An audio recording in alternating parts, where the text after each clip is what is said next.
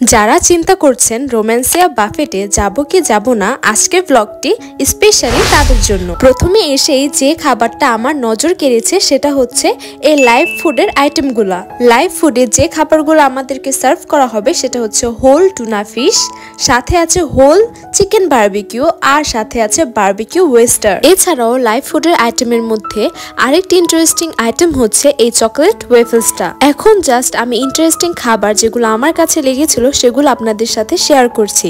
তবে এই ইন্টারেস্টিং খাবারগুলোর টেস্ট কেমন সেটা কিন্তু অবশ্যই ভিডিও শেষে আপনাদেরকে বলে দিব। আমরা গিয়েছিলাম রোম্যান্সিয়া বাফেটে ডিনার করতে এবং ডিনারের আইটেমে ছিল 110টি আইটেম। এই এরিয়াতে মেন যে খাবারগুলো রয়েছে সেগুলি পরিবেশন করা হয়েছে এবং ডেকোরেশনটা খুব সুন্দরভাবে করা হয়েছে। দুই পাশ থেকে কিন্তু অনায়াসে খাবারটা নিতে কোনো সমস্যা হবে না। তো এখন আপনাদের সাথে শেয়ার করবো এখানে খাবারের আইটেমে কি কি আছে। প্রথমে যে খাবারটা আমার কাছে লোভনীয় এবং আকর্ষণীয় লেগেছে সেটা হচ্ছে এই পাস্তা। এই পাস্তায় কোনো ভেজিটেবল দেওয়া ছিল না, তবে অনেক পরিমাণে সস ব্যবহার করা হয়েছিল, যেটা দেখেই বোঝা যাচ্ছে। এরই পরের আইটেম হচ্ছে চাইনিজ ভেজিটেবল। এই ভেজিটেবলে গাজর, ফুলকপি এবং বিশেষ করে মাশরুম অনেক পরিমাণে দেওয়া ছিল। এর পরে যে আইটেমটা ছিল সেটা হচ্ছে মাটন ডাল গোশ। এর পরের আইটেমে ছিল থাই নুডলস, যেটার মধ্যে প্রচুর পরিমাণে ভেজিটেবলস এবং এগ ব্যবহার করা হয়েছিল। এরপর আরো দুইটি ভেজিটেবলের আইটেম ছিল।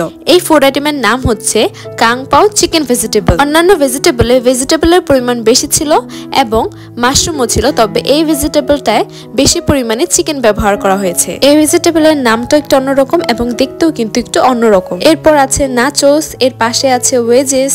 নর্মালি আমার যতগুলা বাফেটে যাওয়া হয়েছে সবখানে অনেক বেশি ভিড় ছিল এবং খাবার নিতে আমার বেশ খানিকটা অসুবিধাও হয়েছিল। তবে এখানে সমাগম কম ছিল, যা আমার কাছে ভালোই লেগেছে, কারণ আমি নিরিবিলি আমার খাবারটা পছন্দ মতো নিতে পেরেছিলাম। আমি প্রথমে যে খাবারের আইটেমটা নিলাম সেটা হচ্ছে এই থাই স্যুপ। এই থাই স্যুপটা একদম গরম গরম ছিল এবং এটার মধ্যে প্রচুর পরিমাণে চিকেন এমনকি মাশরুমও ছিল, আর এই স্যুপের টেস্টটাও অনেক বেশি মজার ছিল।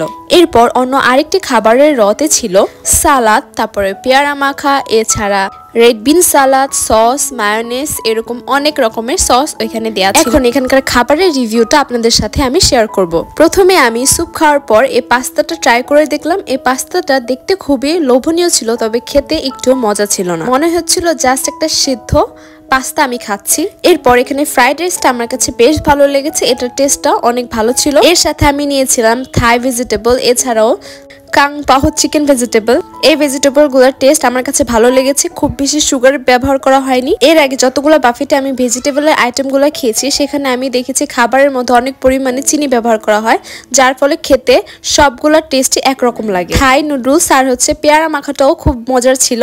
অন্থনের ভিতরটা ছিল কাঁচা, অন্থনের সাইজটা ছিল বিশাল, তবে ভেতরটা ছিল কাঁচা, যার কারণে এটাও আমার কাছে ভালো লাগেনি। এছাড়াও চিকেন ফ্রাই দেওয়া ছিল। চিকেন ফ্রাইটা আমরা নিয়েছিলাম, আমার কাছে মনে হচ্ছিল চিকেনটা কাঁচা কাঁচা, চিকেনের একটা স্মেল আসছিল, যার কারণে আমার চিকেন ফ্রাইটা তো একদমই ভালো লাগেনি। তবে ভেজিটেবলের যতগুলো আইটেম ছিল সবগুলো খুব মজার ছিল। এখন আপনাদেরকে দেখাবো ডেজার্টের আইটেমে কি কি ছিল। প্রথমে ছিল জর্দা, এর সাথে ছিল গোলাপ জামুন, এরপর ছিল ব্রেড রসমালাই, আর হচ্ছে কুনাফা। বিভিন্ন রকমের পুডিংও ছিল, এর সাথে ছিল ফ্রুট কাস্টার্ড। কেকের আইটেমের মধ্যে ছিল red velvet cake, lemon pastry, এছাড়াও ছিল ভ্যানিলা পেস্ট্রি, আর সাথে ছিল চকলেট ব্রাউনিস। লেমন পেস্ট্রি আর ভ্যানিলা পেস্ট্রি এই দুটা কেক খেতে সেম, নাম ভ্যানিলা আর লেমন থাকলেও ফ্লেভার কিন্তু সেম। শুধু মনে হচ্ছিল আমি চিনি খাচ্ছি, কেকের মধ্যে যে ভ্যানিলা ফ্লেভার দেওয়া আছে সেই ফ্লেভারটাই আমি পাইনি। চকলেট ব্রাউনি দেখে তো আমি খাওয়ার জন্য পাগল হয়ে গিয়েছিলাম, কিন্তু খেয়ে খুবই হতাশ হয়ে গিয়েছিলাম। টেস্ট আহামরি কিছুই না, একদম নর্মাল কেকের মতো। আমার কাছে শুধু ভালো লেগেছিল রেড ভেলভেট কেকটা।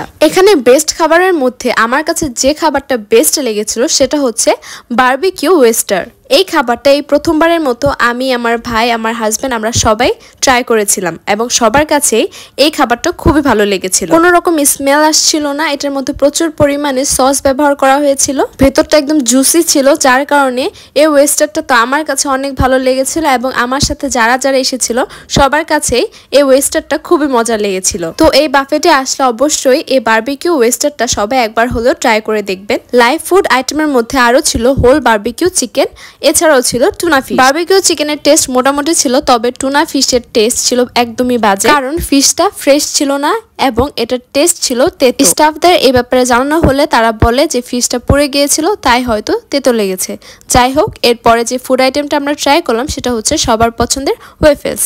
এই আইটেমটা আমার কাছে বেস্ট লেগেছিল, কারণ এটার উপরে অনেক পরিমাণে চকলেট দেওয়া হয়েছিল এবং ওয়েফেলসটা আমাদের সামনেই বানানো হয়েছিল। এটা একদম গরম গরম ছিল এবং এটার উপরে যখন আমরা বললাম একটু বেশি করে চকলেট দিতে, তখন তারা একদম ওভারলোডেড চকলেট দিয়ে এই ওয়েফেলসটা আমাদেরকে বানিয়ে দিয়েছিল। আমরা এখানে ফুচকা ট্রাই করিনি, জাস্ট এখানের এই ওয়েফেলসটা আমরা দুজন মিলে খাচ্ছিলাম এবং আমাদের দুজনের কাছে খুব বেশি ভালো লেগেছিল। তো আশা করি আমি এই বাফেটের খাবার সম্পর্কে আপনাদেরকে একটু হলেও আইডিয়া দিতে পেরেছি।